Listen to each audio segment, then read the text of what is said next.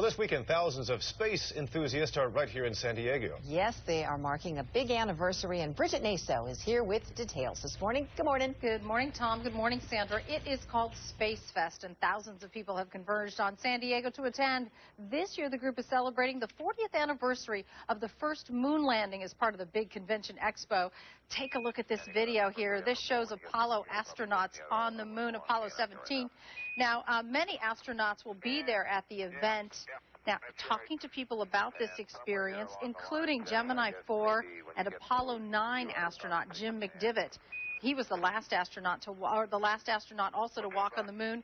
Cernan will be there as well. And what's interesting is that while this is a close-knit group, they have differing opinions about the future of space exploration. This morning, we hear from both of them. First, Jim McDivitt, who supports robotics. The extra weight you have to put on a spacecraft to take care of people is very, very high. And at one time we were looking at flying a shuttle with a bigger payload, and the obvious thing to do was to take the crew station right out of it. Right. Put the automatic landing system in it, which we've had developed at Rockwell. And you can increase the payload by really a large amount. It's not a crutch. It's an aid. And if you use it as a crutch, it will destroy you. It'll kill you. It's technology. Computers are an aid, not a crutch. It still takes the human being integrated into whatever you're doing to make it happen. And that's why we do it. All right.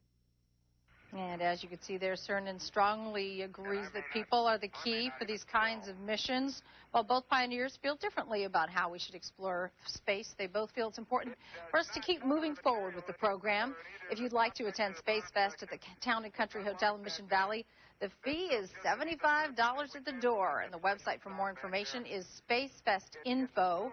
That's spacefest.info, I should say. Also out there will be our very own Officer Phil Constantine. And Phil, you spent some time yesterday talking to those astronauts. And what many people probably don't know about you is that you were also part of the space program. That's true. I ran computers there at NASA in Houston, a part of mission control for the last two Apollo flights, and Skylab, which was our first space station. So that was an interesting experience. When I talked with Cernan, I talked to him maybe 20 years ago about being the last person to leave the surface of the moon, and he says, "Gosh, it's been too long." Well, now it's been almost 40 years, and he's still amazed how long it's taken us to get back to the moon. So this should be an interesting experience. There's lots of programs and events there, lots of speakers, space scientists, Jet Propulsion Lab, all kinds of folks. So it's not just astronauts, but of the 12 men who've walked on the moon, 6 of them plan on being at this event. So that's pretty amazing. Yeah, and what's your take on the whole situation, whether to use robotics or whether humans and people are the key up there? I think it should be a combination of both. Gene made a very good point about, it takes a human's ability to adapt to change. So many times in an American space program, all of a sudden problems developed. Had it been just a robot, they probably would have been able to find their way out of the problem, as we've had noticed here on Mars. A couple of the most recent space shots up there were just lost, and no one knows why. Had it been a human involved, they might have been able to correct the problem. All right, it's going to be a lot of fun out there, going on all weekend long. Thank you, Phil. It's going on Friday through Sunday. Again, $75. It's spacefest.info for more information. And I know, Sandra and Tom, you have a great little photograph over there. Go ahead and show it to everybody. Well, if you're wondering what Phil looked like back then when he was involved with NASA and the manned space program, there he is. Look at him. It looks like something out of I Dream of Jeannie. 1970, that's 1972. So. 1972. Wow. I won't tell you how old I was back then. Yeah. I was alive. You've had an interesting career, Officer Phil. I'm still the same person. Yes, you are. You don't look a day older than that. Thanks for sharing. All right. All right.